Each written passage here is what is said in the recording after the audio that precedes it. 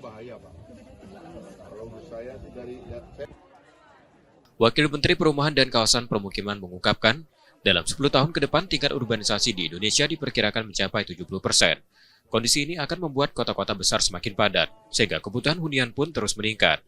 Dengan keterbatasan lahan dan harga tanah yang kian melambung, pembangunan rumah vertikal dinilai menjadi solusi ideal untuk mengatasi lonjakan kebutuhan tempat tinggal di kawasan perkotaan.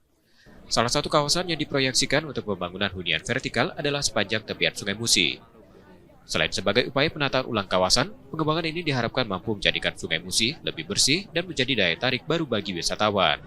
karena sungainya masih bisa dipakai transportasi, bersihkan pinggir sungainya, ditarik mundur yang tinggal di pinggir sungai sehingga nggak ada lagi pembuangan ke sungai.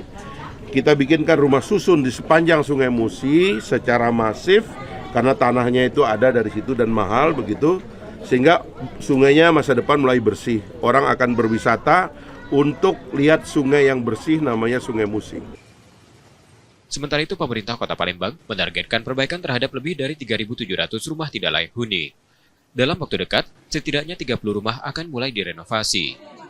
Saya dari semalam sudah bicara dengan Pak Wamen kaitan dengan rumah rusuh.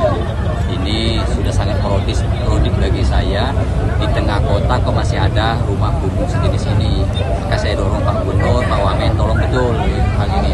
Dan insya Allah tadi setelah ini ada rapat lagi dengan Ibu Dirjen, langkah konkret apa yang harus dilakukan dalam rangka penanganan rusuh ini. Terkait anggaran, pemerintah masih menunggu alokasi tahun depan. Pasalnya, anggaran tahun 2025 masih merujuk pada anggaran era Presiden Joko Widodo. Baru pada APBN 2026, pemerintah daerah berencana mengusulkan perubahan kota secara masif agar Palembang menjadi lebih indah dan tertata rapi.